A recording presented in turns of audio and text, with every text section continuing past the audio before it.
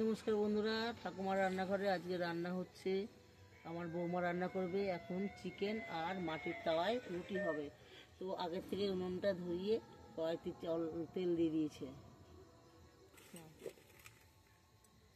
তেল গরম হয়ে গেছে, তেলে আলুগুলো ছেড়ে দিচ্ছে।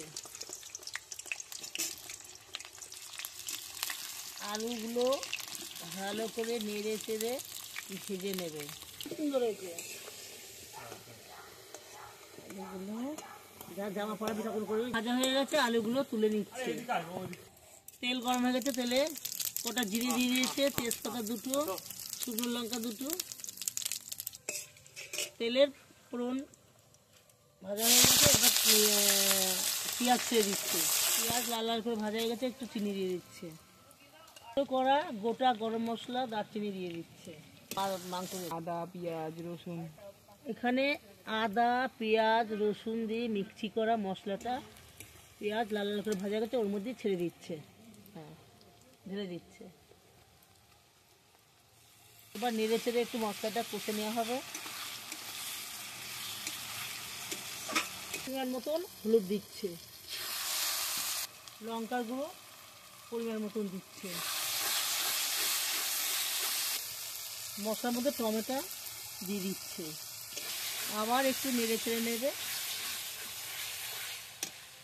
এবার চিকেনগুলো দিয়ে দিচ্ছে মশলার মধ্যে, আর নেড়ে চেড়ে নিচ্ছে।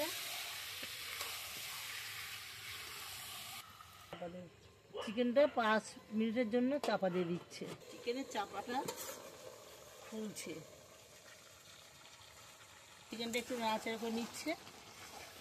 এবার ভাজা আলুগুলো চিকেনের মধ্যে দিয়ে দিচ্ছে।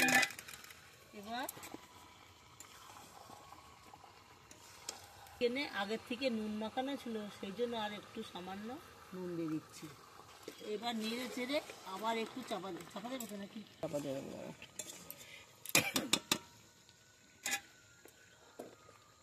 চিকেনে আবার 5-7 মিনিটের জন্য চাপা দিয়ে রাখলো। আজকে চিকেনে বেশি ঝোল হবে না, রুটির সঙ্গে তো একটু কষা কষা হবে। চাপাটা খুলে দিচ্ছে। সত্যি মাংসটা দারুণ হবে। মাংস কষাটা হয়ে গেছে, মাংস কষা দিয়ে তেল ছেড়ে দিয়েছে। এবার আমি ঝোলটা দিয়ে দেবো।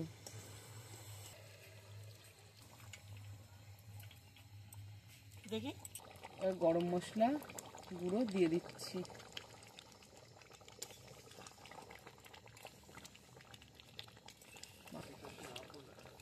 মাংসটা প্রায় হয়ে এসছে, আর একটু ফুটিয়ে নামিয়ে নেব।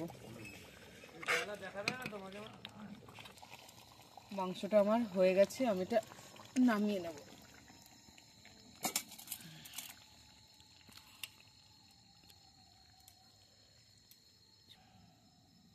আটা মাখা রেডি আগে থেকে। এবার আমি রুটিগুলো করব। আটুটা বসিয়ে দিয়েছি আমি, এবার রুটিগুলো ভাজবো।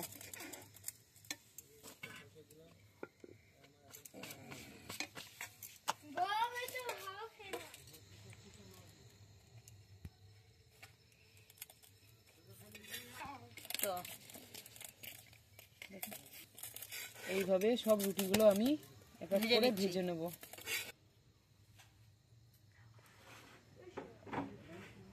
রুটি আমি অনেকগুলো ভাজা হয়ে গেছে, এবার সবাইকে খেতে দেব।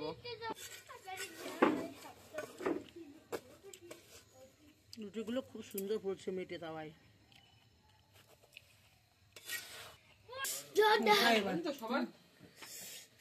ভাত আছে দিম্মু, কিন্তু দাঁড়া।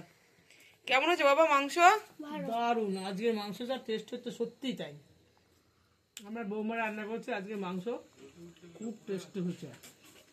কি বলবো, না খেলে বুঝতে পারবেন না যে আমাদের রান্না, আমার বৌমার রান্না দেখে যদি ভালো লাগে তাহলে আপনারা সবাই আমাকে একটা সাবস্ক্রাইবার এবং লাইক করবেন, এবং সবাই আমাদের সঙ্গে থাকবেন।